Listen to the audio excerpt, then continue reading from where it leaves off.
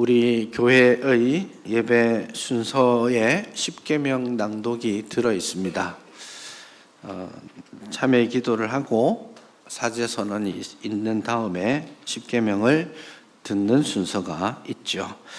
사실 십계명을 낭독하는 것은 교회 역사를 통해서 오래된 전통이기도 합니다. 십계명만 낭독하는 게 아니고요. 우리 교회도 몇 년 전까지는 교동문도 낭독했었습니다. 이 성경 예배 순서 안에 성경을 읽는 전통들이 오랫동안 있어 왔었죠. 교동문은 좀 이렇게 선택하거나 넣고 빼고 이렇게 해서 조금 불편한 게 있기는 한데, 원래는 예배 시작하면 십계명도 낭독하고 또 구약 성경을 선택해서 한 부분을 읽고 신약 성경을 선택해서 한 부분을 읽고 하는 그런 순서들이 있었습니다. 이건 성경 봉독, 그러니까 설교를 위한 성경 봉독하고는 또 다른 차원의 문제죠.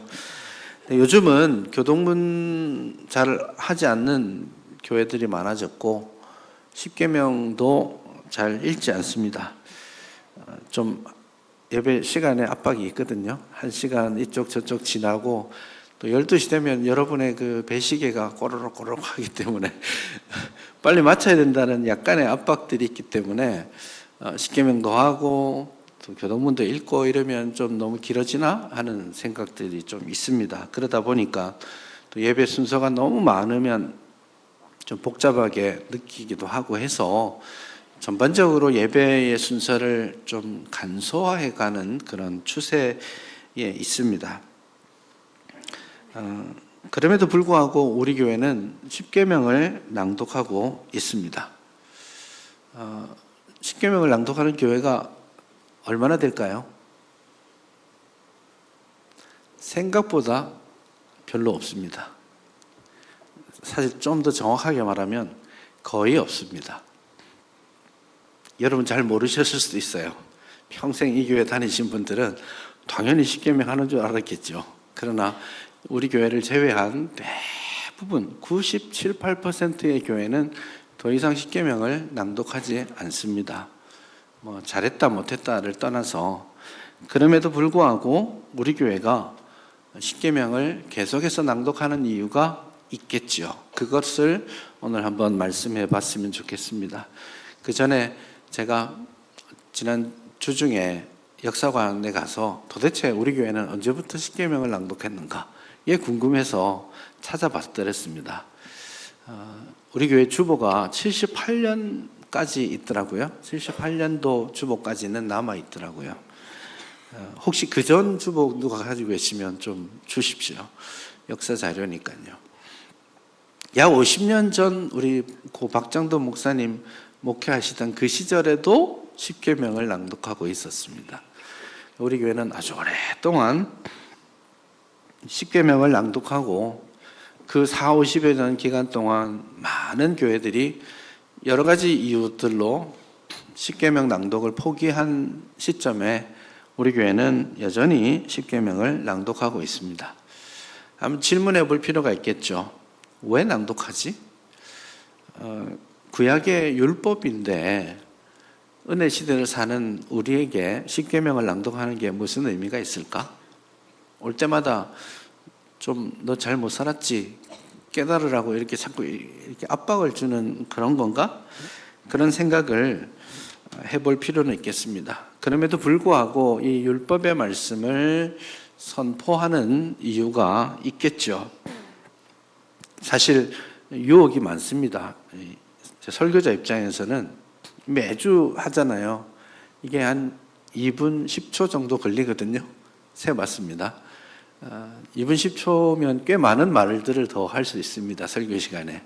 그러니 좀 뺄까 하는 유혹도 있고, 또 한편으로는 좀 요약해서 하면 안 될까?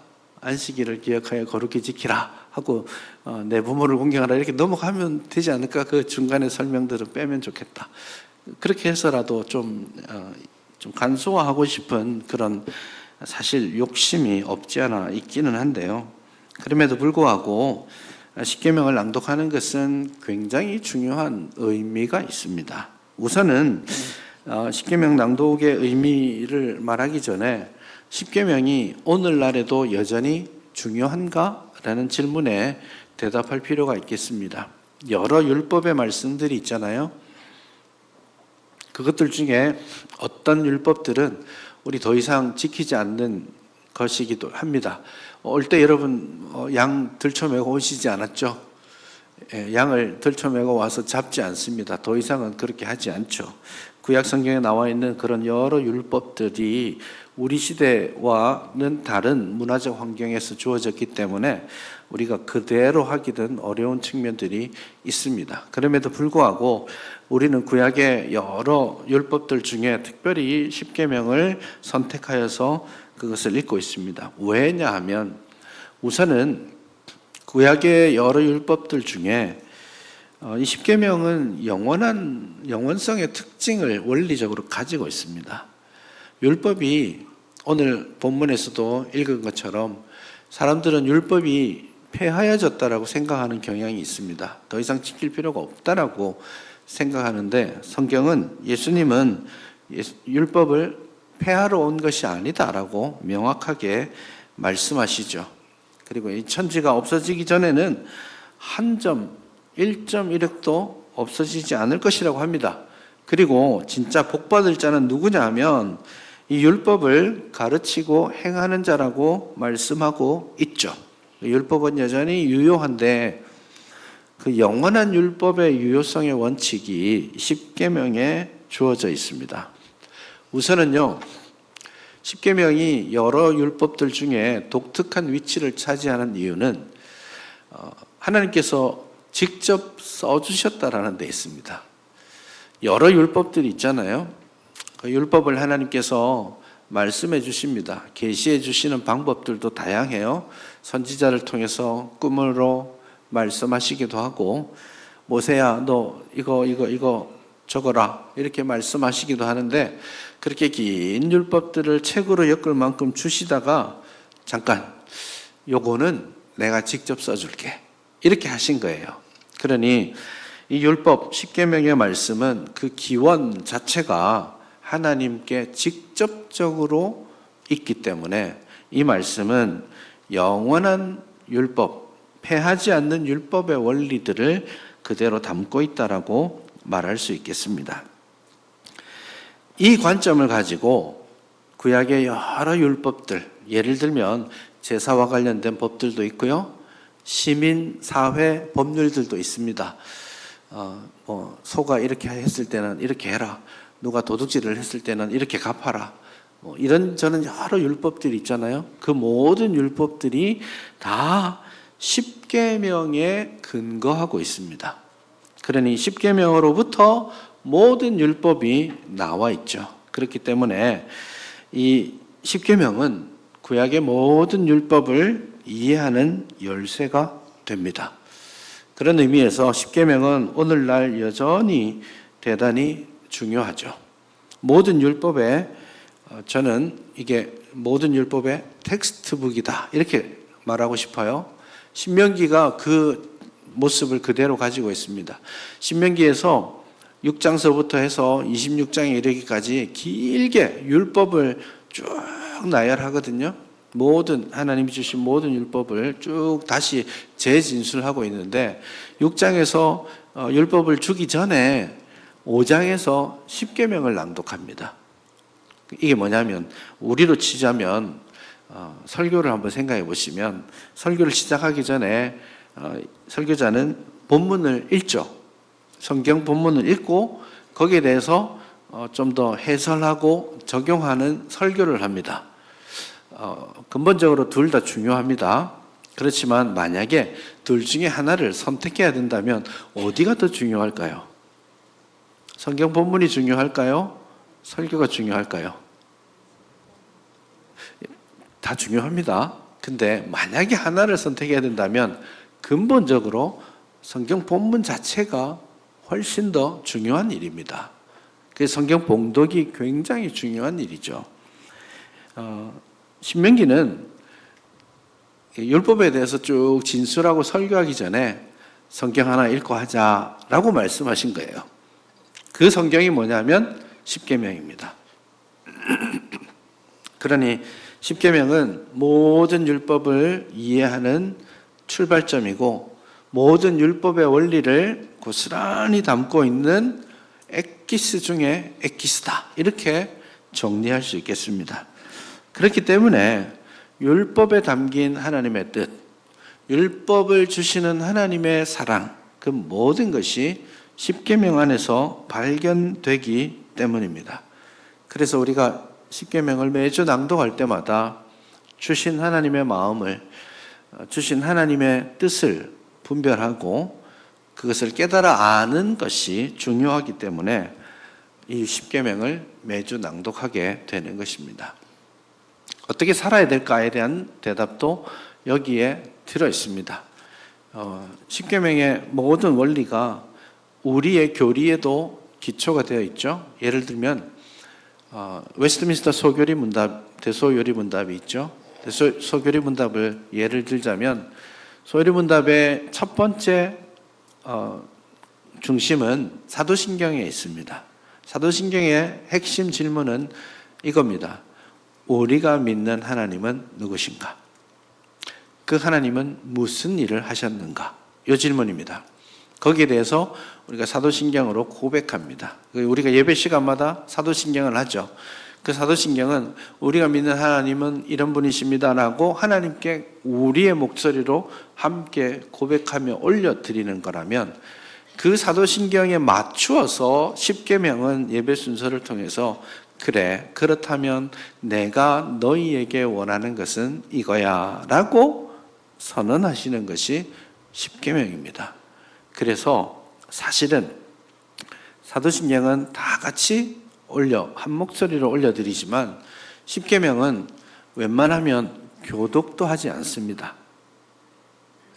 하나님이 당신의 뜻을 선포하는 거기 때문에 예배 인도자가 그냥 쭉 낭독을 하는 것으로 십계명이 구성되어 있습니다. 그게 하나님이 당신의 뜻을 우리에게 보여주시는 방식인 거죠. 소요리 문답을 다시 하자면 소요리 문답 107문 중에 1문부터 39문까지가 사도신경을 해설하는 겁니다. 그리고 40문부터 이제 주기도문이 나오기 전, 성례에 이르기 전까지 십계명을 쭉 설명하는 가장 긴 파트가 되겠는데요. 40문에 보면 하나님의 뜻을 어디서 발견할 수 있습니까? 그 법칙이 뭡니까? 라는 질문을 했을 때 그 도덕법입니다, 이렇게 말해요. 그럼 도덕법은 어디에서 발견됩니까? 라고 41문에서 질문하니까 그때 소요리 문답에서 하는 말이 십계명 보세요, 이렇게 돼 있어요. 그러니 하나님의 모든 뜻이, 우리 인생을 향하신 하나님의 모든 뜻이 십계명 안에 잘 요약되어 있다라는 것입니다. 그런 의미에서 이 십계명을 낭독하고 또 고백하는 것은 대단히 중요한 부분이 되겠습니다.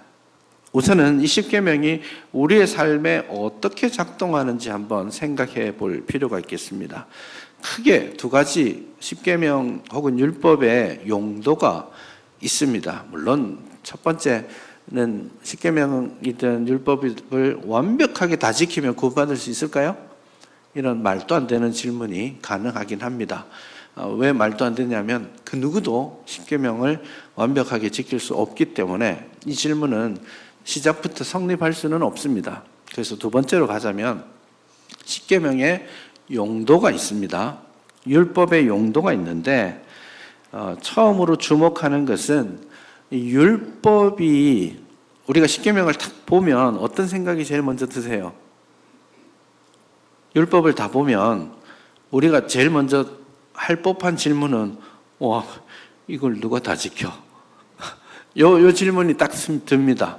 나는 안 되겠는데, 이거 다 지키는 걸로 하나님이 줄을 세우시면 나는 안 되겠는데, 이런 생각이 마음에 듭니다. 율법의 두 번째 중요한 요소입니다. 그건 뭐냐면 율법을 보면 죄인된 인생은 자신의 죄를 깨닫게 됩니다. 자신의 부족함을 깨닫게 됩니다. 그 부족함을 깨닫고 절망하는 게 아니라 어떻게 해요? 율법이 어디로 안내하느냐 하면 성경을 쭉 따라서 보니 오늘 본문을 보니까 율법을 완성하시는 예수님이 계시죠.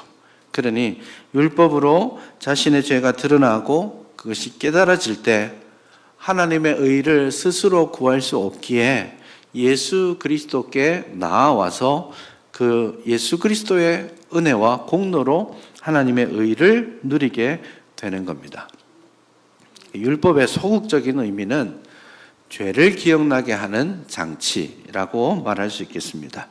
사실 갈라디아서 3장 24절에서는 이 부분을 좀 자세하게 설명하고 있습니다. 거기에 초등교사 이야기가 나옵니다. 율법이 초등교사와 같다라는 그런 말씀을 하는데요.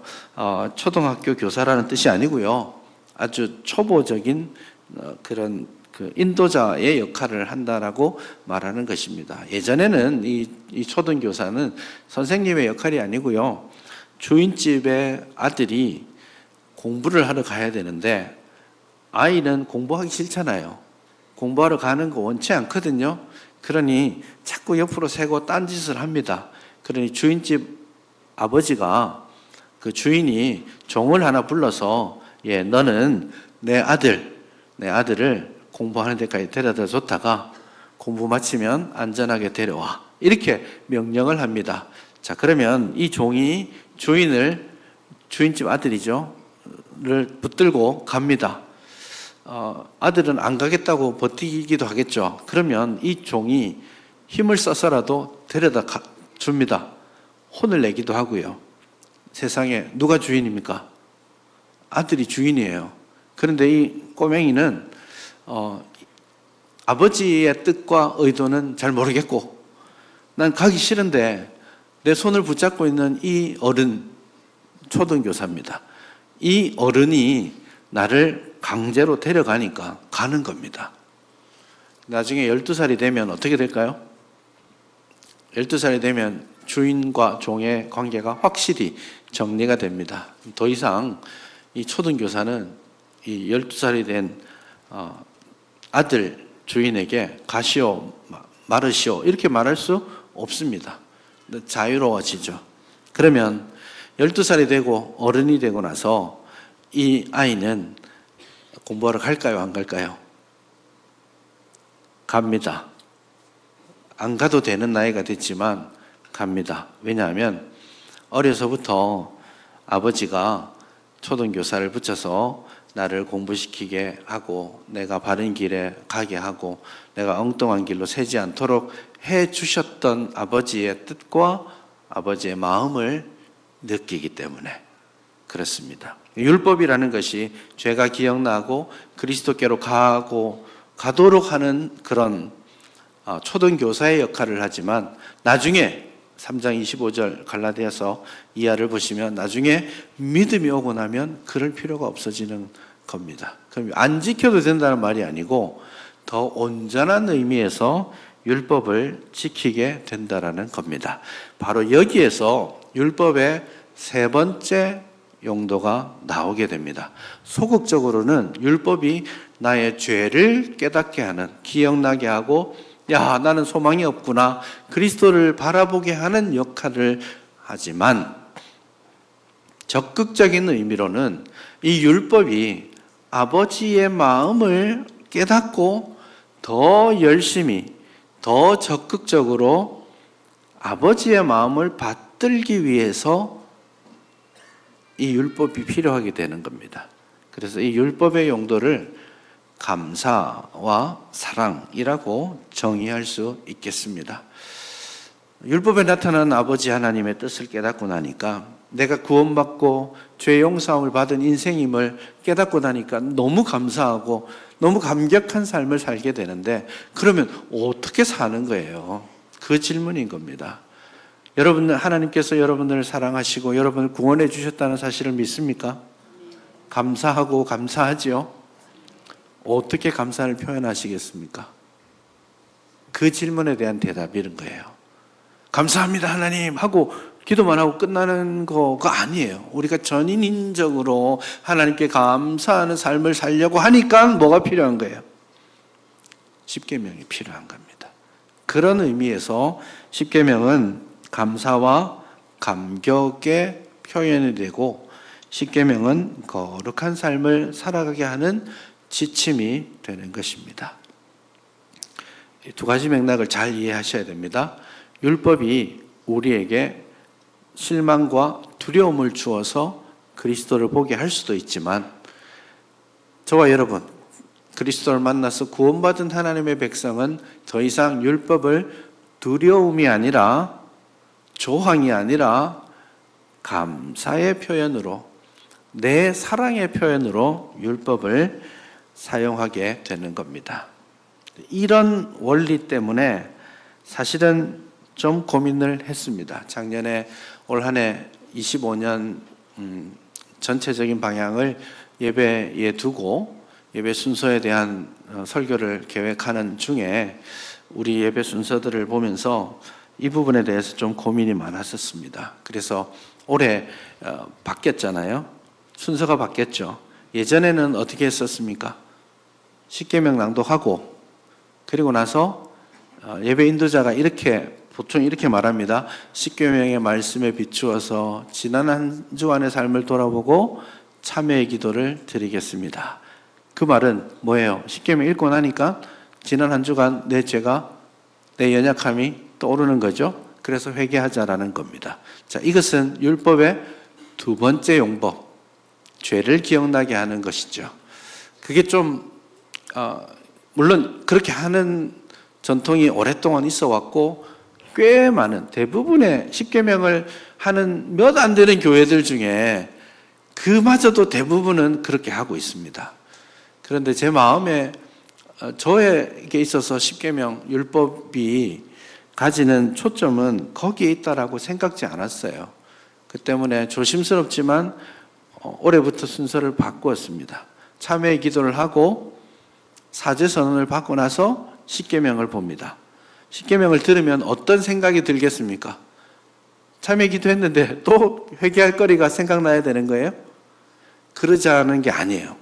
지금 우리 교회가 가지고 있는 예배 순서에 있어서 십계명의 용도는 그렇지 않습니다. 참회 죄 사함을 받은 사람이 십계명을 듣고 감사함으로 살게 되는 거예요. 그런 의미에서 우리 교회의 올해 이 십계명의 예배 순서는 두려움과 죄를 깨달음이 아니라 구원받은 자의 마땅한 삶, 예배자의 삶으로서 이 십계명을 보자라는 뜻에서 그 순서를 조정하게 된 것입니다. 그러니 십계명을 읽을 때마다 여러분 좀 맨날 하던 거 또 따분하게 듣지 마시고 또 십계명 읽을 때마다 아이고 누가 지켜 이런 생각하지 마시고 어차피 다 못 지키는 거 아버지께서 아십니다. 그러니 내가 구원받고 내가 용서 죄사함 받은 것을 기억하면서 하나님 감사합니다. 내 감사를 이 십계명 말씀으로 하나님께 돌려드리고 싶습니다. 라는 그런 표현으로 이 십계명을 낭독할 수 있기를 바랍니다. 그러니까 십계명을 읽을 때에 제일 먼저 기억해야 될 거 뭐냐면 내가 하나님의 사랑받는 자녀다. 내가 하나님으로부터 구속함을 받았다. 이것이 제일 먼저 떠올라야 됩니다. 그래서 여러분 율법은 우리에게 두려움을 주기도 하지만 우리에게 은혜를 주기도 하는 거예요. 그 은혜에 좀 더 초점을 맞추기를 원하는 것입니다. 그러니 십계명을 들을 때에 억만 죄악 가운데 죽었던 나를 구원하여 주신 그 하나님, 나에게 새 생명을 주신 그 하나님께 나는 어떻게 나의 사랑을 표현할 수 있을까? 내 사랑과 내 감사를 십계명 안에 담을 수 있었으면 좋겠습니다. 그 정신이 사실은 십계명 안에도 들어 있습니다. 우리 한 45년째 외우고 있으니까 십계명은 다 외우시는 거 맞죠? 참 신기합니다. 몇십 년째 매주 하는데 아직도 안 외워지고 있습니다. 저만 그런가요? 저는 한 95% 외우고 있습니다. 근데 이제 조사 이런 거 조금씩 틀려서 그렇긴 한데 대부분 눈을 감고 저는 외우는 편입니다. 여러분도 외워보세요. 앞으로 또 몇십 년 동안 외워야 되는데 그냥 듣고만 있지 마시고 마음속으로도 외워지면 좋겠네요. 십계명은 어떻게 시작합니까? 너는 나 외에 다른 신들을 내게 두지 말라 이렇게 말합니까? 그렇지 않죠. 시작은 뭐예요? 나는 너를 애굽 땅 종되었던 집에서 인도해낸 내 하나님 여호와라. 뭐부터 시작하는 거예요? 조문으로 시작하지 않고 하나님과 우리의 관계로 시작하죠. 하나님은 누구신지, 하나님은 어떤 일을 하셨는지 먼저 말씀하고 있어요. 하나님이 우리를 억만제약 가운데서 구원해 주셨어 라고 구원을 먼저 말씀하시고, 넌 내가 선택하여 부른 나의 자녀야 라고 먼저 말씀하시고, 그 다음에 십계명을 주세요. 그러니 이 십계명을 잘 지켜야 내 아들이 될 거야, 내 딸이 될 거야. 십계명을 잘 지켜야 내 은혜와 복을 누리게 될 거야. 이렇게만 말씀하시는 거 아니에요. 은혜와 복은 이미 정해졌고 하나님과의 관계는 이미 세워졌습니다. 그 관계가 확실하기 때문에 이제 이 십계명을 통해서 그 관계를 더 풍성하게 누리면 되는 겁니다. 그러니 십계명을 낭독할 때마다 두려움이 아니라 이거 안 지키면 혼날 텐데 그런 두려움이 아니라 더 풍성한 은혜를 누리기 위한 하나의 길로 이해하시면 좋겠어요. 이거는 십계명의 원리가 우리 성도들의 삶 가운데도 그대로 적용되는 내용입니다. 여러분 주일 어떻게 하면 잘 지키는 거예요? 주일에 TV 보면 됩니까? 안 됩니까? 신문 뉴스 검색하면 됩니까? 안 됩니까? 내일 시험 있는데 학생들 공부해도 돼요? 안 돼요? 쓸데없는 질문들을 오랫동안 해왔습니다. 사실 그게 본질은 아니에요. 그게 된다 안 된다가 어떤 걸로 다가왔냐면 율법 조문으로 다가와 있기 때문에 그래요. 근데 그 조문에서 자유하고 율법의 정신과 원리, 사랑의 관점에 초점을 맞추면 좀 더 달라질 겁니다. 해도 된다라고 안 된다라고 규정해 드리는 게 아닙니다. 어떻게 이 율법을 통해서 더 하나님을 사랑할 수 있을까? 하나님이 더 기뻐하시는 건 뭘까? 이 질문을 하는 겁니다. 술 마시면 돼요? 안 돼요? 다 조문에 대한 질문이잖아요. 그러나 우리는 예수 그리스도로 말미암는 믿음이 왔기 때문에 그때부터는 초등교사로서가 아니라 감사와 감격의 원리로 율법을 대하게 되는 겁니다. 11조를 한번 생각해 보십시오. 어디까지 11조 해야 됩니까? 본봉만 11조 하면 되나요? 명절에 용돈 받은 거는 11조 해야 되나요? 말아야 되나요? 10,000원 주었는데 이거 1,000원 드려야 돼요? 이게 어떤 접근이에요? 율법 조항으로 이거 안 지키면 혼날 텐데 이 느낌으로 보는 겁니다. 그런데 11조를 하라고 하신 하나님의 계획과 뜻이 있잖아요. 교회를 생각하고 교회를 섬기는 사람들, 교회가 마땅히 해야 될 사업들, 지금 우리 교회의 필요들 이런 것들을 더 살피게 되면 사실은 11조 이상 하게 됩니다. 그런데 그게 아깝지 않아요. 왜냐하면 내가 받은 하나님의 은혜와 사랑이 있기 때문이죠. 그래서 조문으로가 아니라 두려움이나 규정으로가 아니라 그 속에 담겨져 있는 하나님의 사랑에 대한 우리의 고백으로 우리의 율법을 행하는 자세가 준비되어야 하겠습니다. 그 모든 원리들이 우리가 십계명을 읽을 때마다 다시 한번 확인하고 또 다짐해야 되는 겁니다. 아, 이건 하면 돼, 안 돼. 이런 차원의 문제가 아니라는 거예요. 예수님께서 율법을 완성하셨기 때문에 그 율법의 정신을 우리가 온전히 누릴 수 있게 되는 겁니다. 안 지키면 혼도 날 거예요. 그럴 수 있습니다. 하지만 그 정신은 혼내는 데 있지 않다라는 겁니다. 지난 주간에 경주에서 우리 교육자 수련회가 있었는데 기쁘게 수련회를 가는 중에 더 기쁜 일을 만났습니다. 경찰을 만났습니다. 오토바이 아저씨가 갑자기 이렇게, 사실 사람이 정신줄을 놓을 때가 있어요. 그 경찰을 지나갔거든요. 제가 지나갔는데 뒤에 오고 있는데 차선을 바꿨다고 이렇게 해서 잡혔습니다. 요즘 고생이 많으신데 아주 친절하게 3만 원 결제했습니다. 제가 우리나라를 위한 세금을 주기적으로 바쳐야 되지 않겠습니까? 결제하고 오면서 마음의 생각을 좀 했었습니다. 아깝다 이런 생각 말고요. 교통 규칙이 있잖아요. 교통 법규가 있는데 그 법규는 왜 만들었을까요? 안 지키면 벌점 날리려고 만들었습니까? 국가의 예산을 더 풍족하게 만들기 위한 목적을 가지고 있을까요? 그렇지 않습니다. 안 지키면 벌도 받고요. 심하면 감옥도 가고 뭐 그런 수가 있을 수 있지만 그 법규가 우리에게 주어진 가장 기본적인 목적은 그 규칙을 잘 지켜서 나도 너도 우리 모두가 안전하게 살자라는 데 목적이 있는 겁니다. 율법의 기능 역시 마찬가지입니다. 우리가 율법을 지킴으로써 혹은 지키지 못함으로써 하나님으로부터 견책받을 수 있겠지만 하나님이 율법을 주신 것은 그 율법 속에 담겨져 있는 하나님의 사랑을 깨닫고 또한 그 율법으로 하나님을 사랑하도록 하는 것입니다.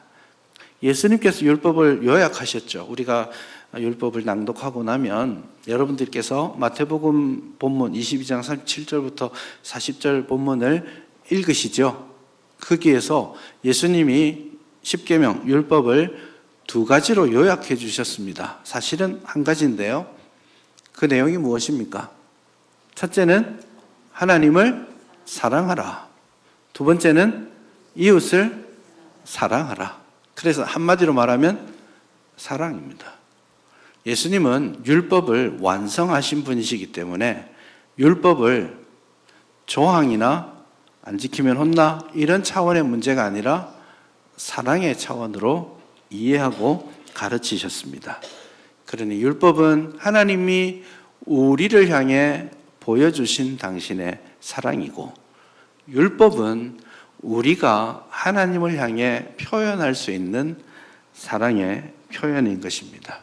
우리가 마땅히 걸어야 될 하나님의 은혜의 길 위에 있기를 원한다면 우리는 매주 십계명을 낭독할 때마다 이 길이 진짜 길이구나 라고 깨달아야 하는 것입니다. 마땅히 하나님께서 나를 구원해 주신 그 은혜에 감사하기를 원한다면 우리가 매주 십계명을 낭독하면서 내가 이것으로 하나님께 감사를 표현하고 하나님을 향한 내 사랑을 고백해야 되겠구나. 그것을 다짐하시면 되겠습니다. 우리는 다음 주에 또 십계명을 낭독할 겁니다. 그러나 따분하게 했던 말 자꾸 또 반복하는구나. 요즘 시대에 무슨 율법이야. 이런 거 말씀하시지 마시고 십계명 안에 나타나 있는 하나님의 그 사랑을 기억하고 그 은혜와 사랑의 풍성에 머물기로 다짐하는 우리의 고백이 여기에 이 십계명 낭독을 통해서 나타날 수 있기를 바랍니다.